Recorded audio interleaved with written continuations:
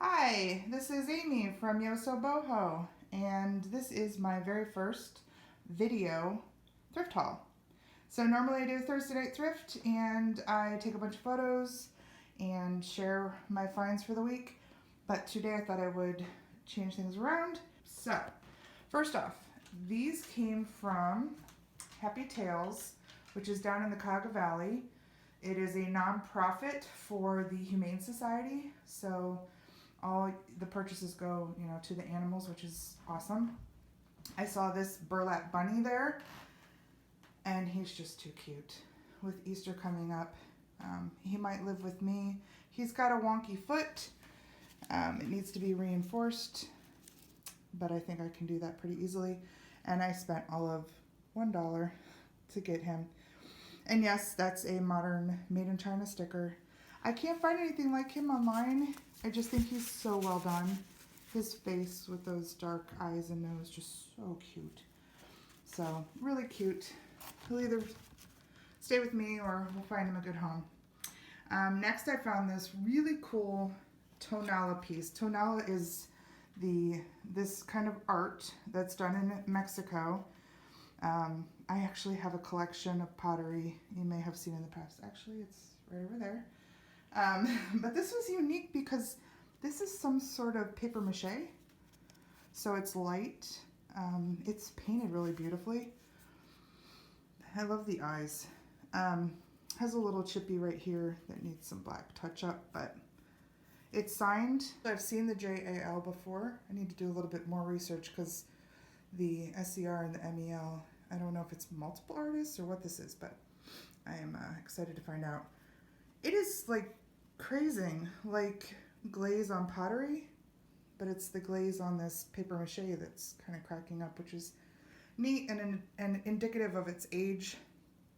And yes, I spent a whole $3. So I think this hung, I think that little hole is for a string, and I think it probably hung at some point. I don't know if he'll stay with me or if we'll list him. Definitely have to do more research to find out about him, but he's so cool.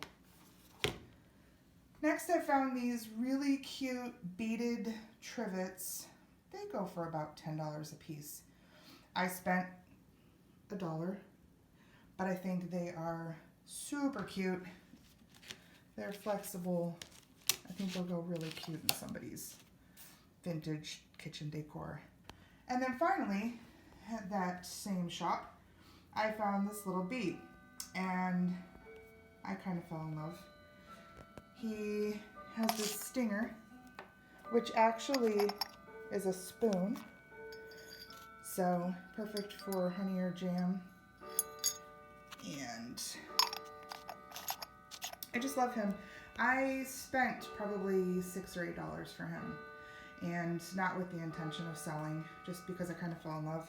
And I have a few other of these characters, so he might have to stay in my collection unless somebody says, oh, I need him. The next stop, I talked Earth into going to there's my cat leaner, to my favorite little Goodwill right down the street, and we found hardware, like really great hardware. The first thing I was super excited about is we found these switch plates, and I could not believe this. I actually have, I'm in my dining room, I actually have this plate. Look at that. It's a perfect match. So, the plate that's on that wall over there will be getting a match in here. And then this one looks like it needs some, maybe some shining up, but that little 2-switch plate also. And I think I paid $2 a piece for them, which is amazing. So they just kind of belong in my house. So those are staying with me. And then, holy crap, this was a huge find. So these are made by Amarok, and I just love this Art Nouveau look that they have.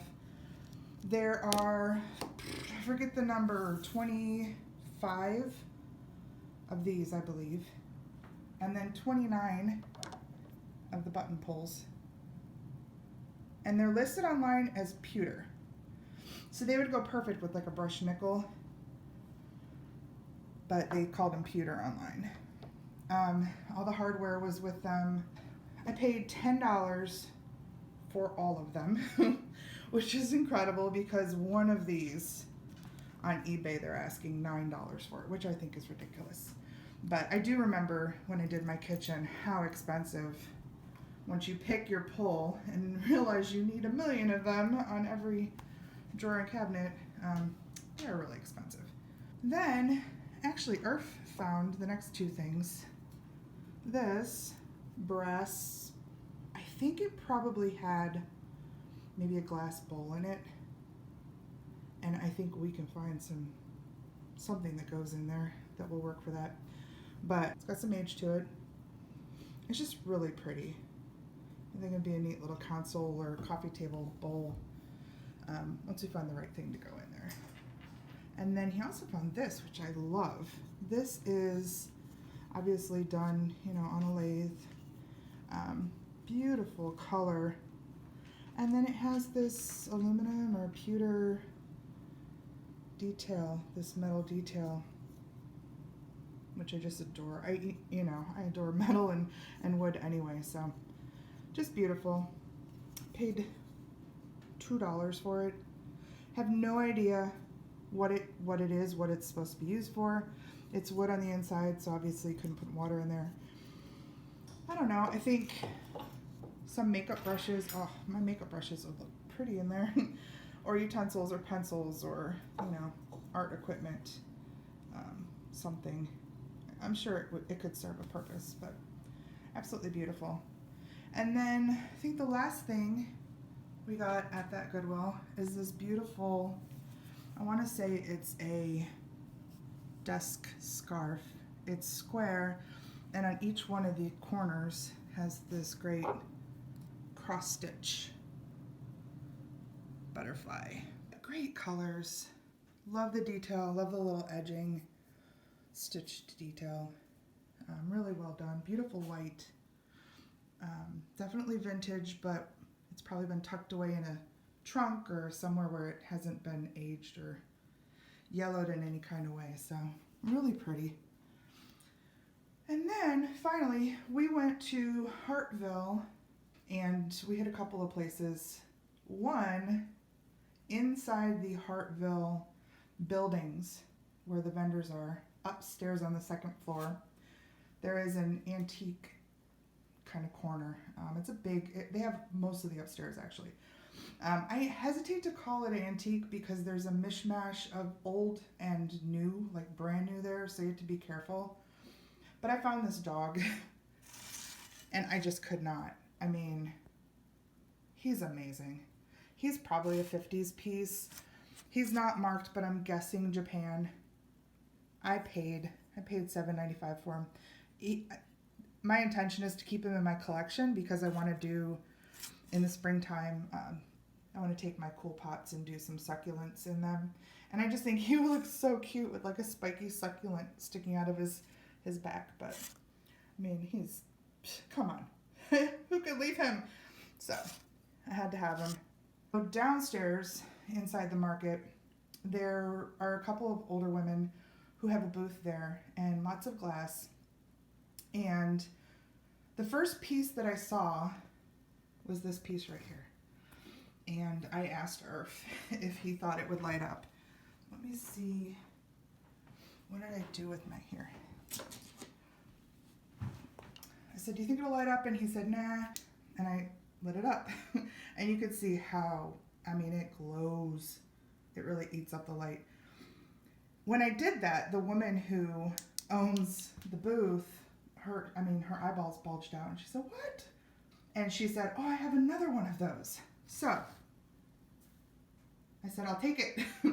Because I think she had these on the shelf. They may have been $10 a piece, but she was also offering, I think, 10 or 20% off. So I find a lot of uranium glass. I get really lucky, but I don't get lucky finding ornate, unique. And these guys are so cool. They have these kind of chunky shell feet, and their shape is, shell-like. And I did a little research. I believe they're made by Cambridge Glass Company, like Cambridge, Ohio. Cambridge was in and out of business way back, I think 1873 is when they first started business, and they went out of business in the 40s or 50s and then got bought out by Imperial, and I think they finally went out of business in like the 80s. These pieces, I believe, are from the 20s or 30s, and one of these on eBay currently listed, they're asking $65. Now, do I think that that will ever sell for $65? No. But the fact that I have two, a matching set, and they light up so brilliantly, somebody is definitely going to want them. I told her if maybe we start our own collection, because I have so many pieces now, and you know, as they're waiting to be sold, they can sit on a lit up shelf. It'd be really cool. In that same booth, I also found this guy. He really lit up well too, and this, you know, kind of scalloped look, almost looks like scales, and then it has that same kind of, you know, scalloped foot, but really lucky. And this, I think they had this for $6, 10 or 20% off, so this is a really neat find. Again, ornate than most of the stuff that I normally find. So then, and I have no idea what this will sell for. I have to do some more research on this. But this was super exciting. So this is a piece of what's called stretched glass or pulled glass. It's molded, but then a lot of them you'll see the tops are much more pulled out, and this one has more of a blunt top. So I stuck my flashlight in it when I was there, and I couldn't believe that this is what's called black amethyst. And that's a rare thing to find. I'm not sure who made this particular vase. It's just a little bud vase. I'm going to guess probably Viking or L.A. Smith. I have to do more research. But I have a whole collection of these bud vases in different colors. I do not have one like this. So this is going into my collection, and I'm very excited about it. So, but I had to share and give you a little bit of knowledge about it. It's super neat find.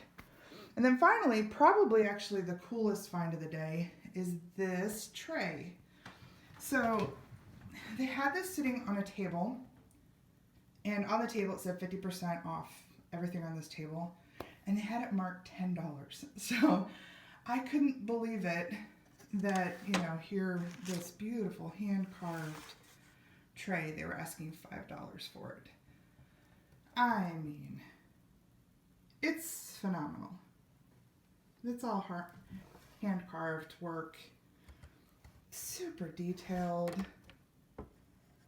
I don't know about selling this, because this kind of floating piece of glass in here, I don't know if it would survive shipping. Maybe I could potentially sell it locally. I won't be sad to keep it for any bit of time, because it's absolutely gorgeous. I mean, look at these handles. That's all hand carved. It needs cleaned. It's all dust in there. But just brilliant work. And I'm very excited to have found it. Anyway, that's it. That's the haul for the week, and I hope you enjoyed it. I'd really love some feedback. What's your favorite thing that was found? What's the one thing maybe you would have left behind because it just doesn't strike your fancy? Maybe none of it strikes your fancy. Thanks for watching. I will see you next time.